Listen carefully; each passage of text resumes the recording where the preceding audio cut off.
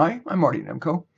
At age 69, and after a lifetime of thinking hard about what's important and trying ideas out on clients, friends, and myself, here are what I most deeply believe are true, important, and little recognized. First, spend time with people who bring out the best in you. Sure, you may be forced to spend time with coworkers or family members who are deleterious to you, but when you have discretion, rather than succumb to some rescuer fantasy or feel that you somehow deserve to be treated poorly, spend as much time with people who bring out the best in you as possible, or be alone. Indeed, solo time can be among the most rewarding and pleasurable. The statement that man is a social animal is an oversimplification. Next, be picky about who you date and much more so still before marrying, despite any social pressure to marry.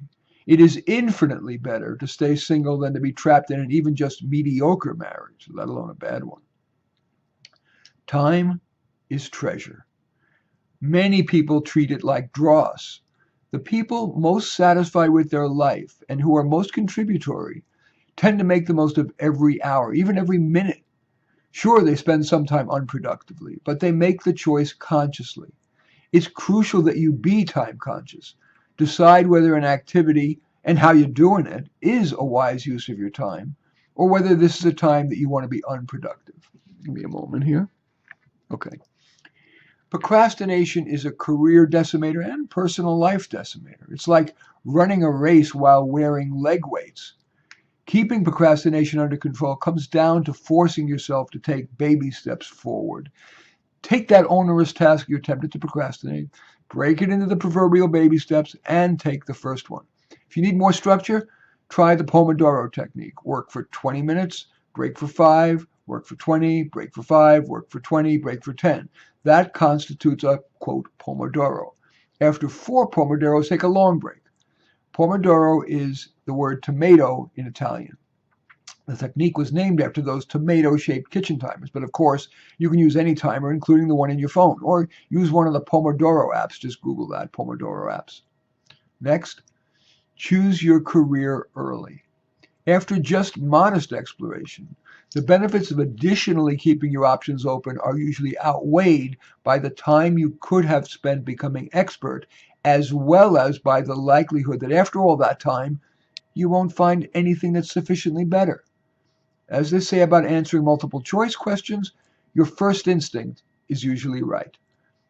Except within broad categories of careers like people careers versus word careers versus data centric careers, career success and happiness is more about the diligence you apply to a given career than to which career it is. And this I'm saying after 55, I'm a career counselor, I've had 5,500 career counseling clients. I'm pretty darn sure about this one.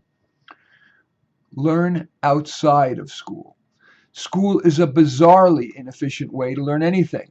You're being taught there by you're taught a massive information that's selected by the professor, often an out of touch theoretician. Only a small percentage of that knowledge you'll likely perceive of value, and an even smaller percentage of which you'll remember and use in your life. And a course's pace is so often too fast or too slow. Yes, the piece of paper that colleges dispense has value. It's even a necessity for some careers.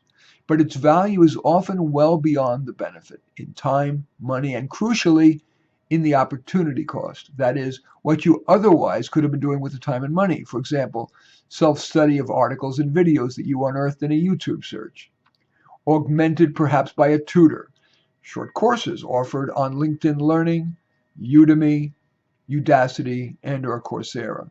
Also, of course, learning on the job and or with a mentor. Next, spend modestly, especially on the big things, housing, education, and cars, but also on vacations, clothes, furniture, and so on. The benefit and pleasure of the extra spend is too small relative to the costs.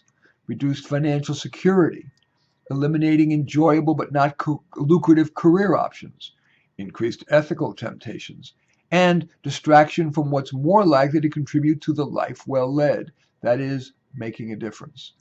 And spending on the not essential is addictive, requiring an ever larger dose to get the shopper's high. Next, accept your weight.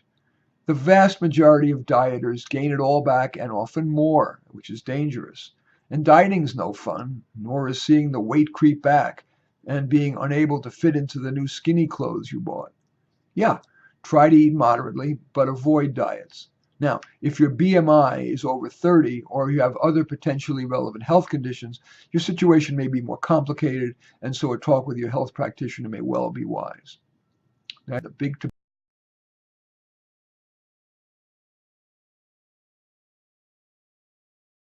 tobacco funded or big tobacco cheered PR campaigns would have you believe. You need to see the reviews of the literature on this. See, there's one that I wrote for Time Magazine and updated called Weed It and Weep. And then there's another one that I found. Let's see if I can. It's on verywellmind.com. You can Google the health effects of marijuana and verywellmind.com, and you'll see them. Pretty scary. Think twice before expressing politically incorrect views, especially regarding race, gender, ethnicity, immigration, and so on. We are living in inordinately censorious and censure-suffused times. People who disagree with you too often exert powerful retribution, even distorting things you may have said years ago in a perfectly defensible context. But that context and the words are often inadequately reported, distorted, or downplayed.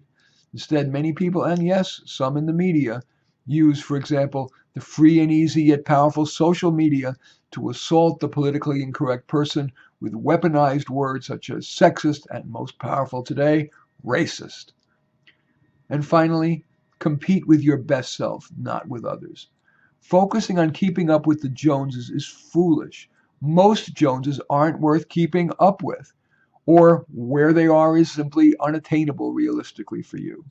Far better to focus on spending as much time trying to be your best self. In any case, I'm Marty Nemko. Thanks for watching. Feel free to give a thumbs up or a thumbs down if needed. Write a comment, share on your social media, or subscribe to my channel.